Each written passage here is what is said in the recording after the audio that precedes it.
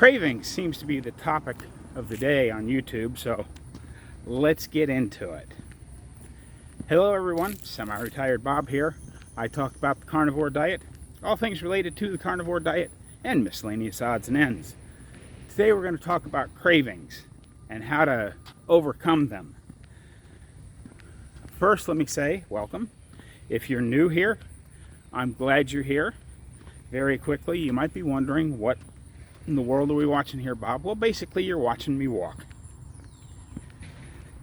15 months ago, I couldn't do this, and now I'm out here walking every day in the mid-August sun and heat. 15 months ago, I couldn't do this. I could barely stand for 2.5 minutes without severe pain. And now I'm doing all kinds of stuff. But the whole point of this channel is to show you that it's never too late to change your life. For those of you returning to the channel, welcome back. I'm glad you're here as well. It means an awful lot to me that you want to spend just a few moments of your day with me. I really appreciate it. If you're still here, why don't you go ahead and hit the like and the subscribe and do all the YouTubey things. Drop down in the comments. Say hi, Bob. Or even it's a hi, hey, you look really ugly today, Bob. That's okay too. Any interaction with the channel helps get the word out. And spreading the message of the carnivore diet is the main purpose of this channel. Before we talk about cravings, I had some thoughts today. Oh, they're doing some tree work or something down there. Heavy equipment. Let's go back the other way. I was watching Nicole's video this morning. I'm actually recording this on Friday. You guys will see this on Saturday. I was watching Nicole's video where she was critiquing basically a fruitivore, somebody who eats just fruit for a living or for their diet. And she asked a question that got me thinking. She said, where do these people get the idea that eating just fruit is healthy for you? I have an idea about that. And it's not just the fruit diet. It's basically any diet or change in the way you're eating. My thought was, if you're coming from a standard American diet loaded with sugars and starches and seed oils and all the bad things we talk about, if you get rid of that and go to anything that even resembles a whole food diet, you're going to feel better.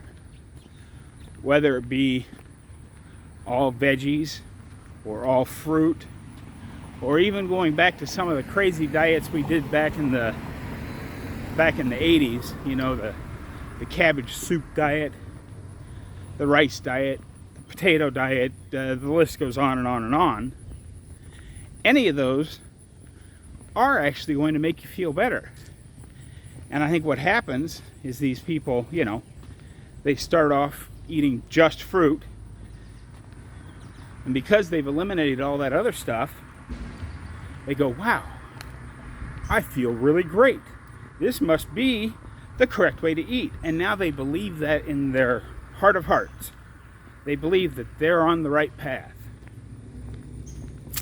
As Dr. Berry would say, I like these people because they're at least now thinking about nutrition and they are improving their health somewhat. But you have to look at, you know, the long term, what diet is going to get you the nutrients your body needs without having to take an armload of supplements. And I personally believe that's the carnivore diet, but any form of the ketogenic diet, wherever you land, that's probably best. You know, I've talked a lot recently about doing the experiments on yourself to see how you feel, what what makes you feel best, and that's where you have to go with this. You know, you have to do your own experiments and come up with whatever makes you feel best. for yourself. But I think that's where the frutivores and the vegetarians and the vegans and, you know, the list goes on and on and on.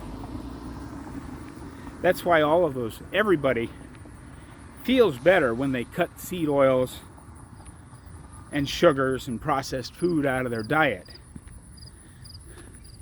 The real challenge is coming up with a diet that, you know, is sustainable to our long-term health. But anyway, you tuned in to talk about cravings, so let's get on to that. I believe that, you know, the first thing to do if you're getting cravings in the evening, and I just talked about how I was getting hungrier, so I had to go to 2 meals a day. If you're getting hungry, you should eat, and eat enough to feel satiated.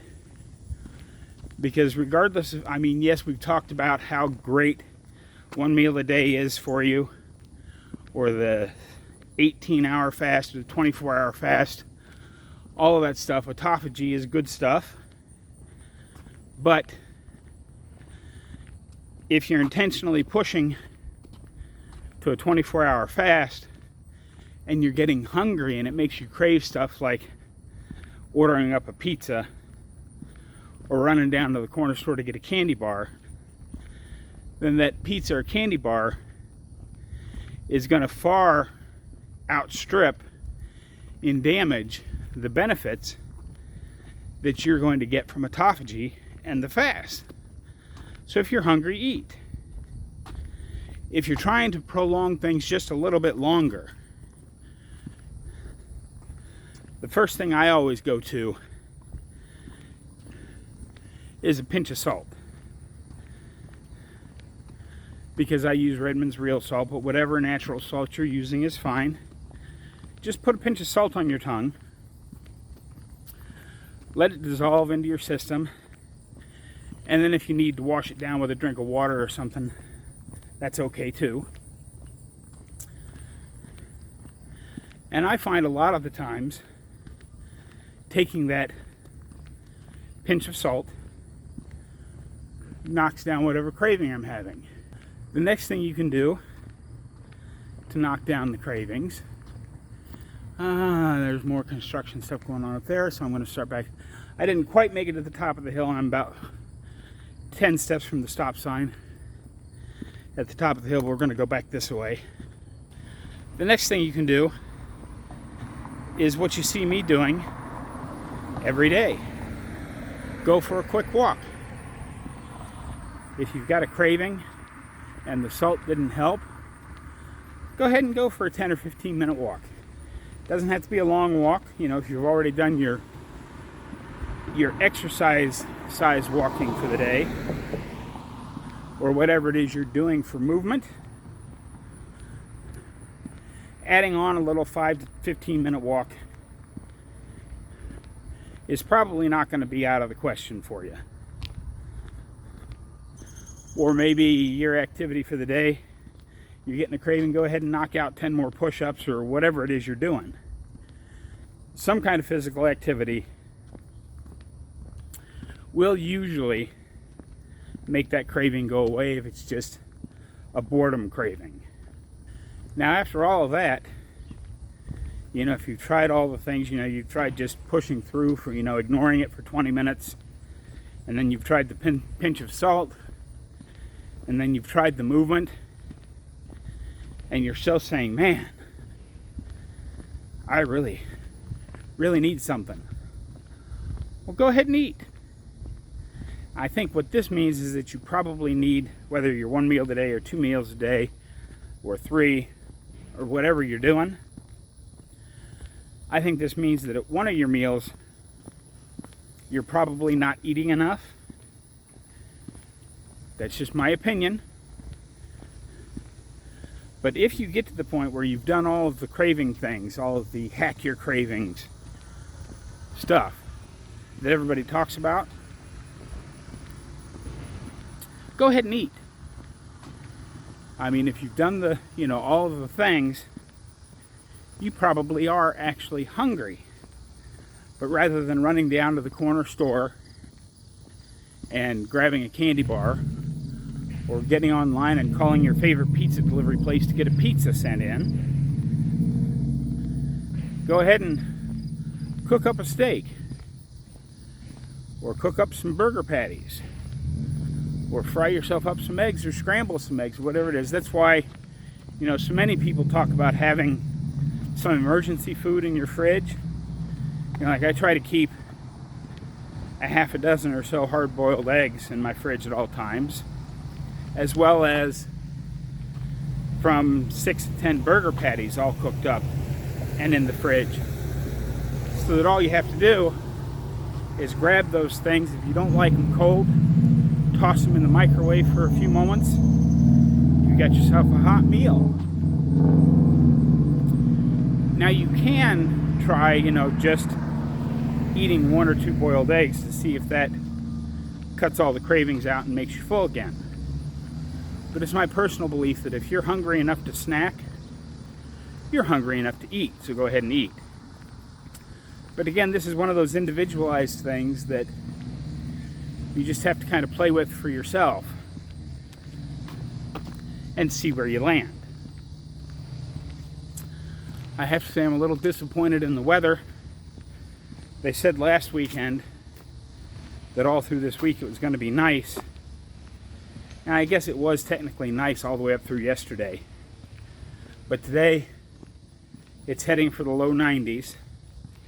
And of course, I have to go work my last Friday at the miniature golf course tonight because school starts next week, so the hours get cut down. So starting next week, my live stream should be back at its normal time unless something goofy happens. So I should be going somewhere between 5:30 and 6. I haven't decided exactly where yet. I used to go a little earlier so that I was done before Ready Set Keto started. But I'm thinking I may slide just a little bit later. I want to be done before Hungry Heath starts, but I want to make it late enough so that the most people can join in and say hi and get their questions answered. But anyway, that's what I've got for you today, folks. I hope you enjoyed this quick little video. Don't forget, get out there, be 1% better. Today, tomorrow, every day. Have a great day, folks. I will see you in the next one.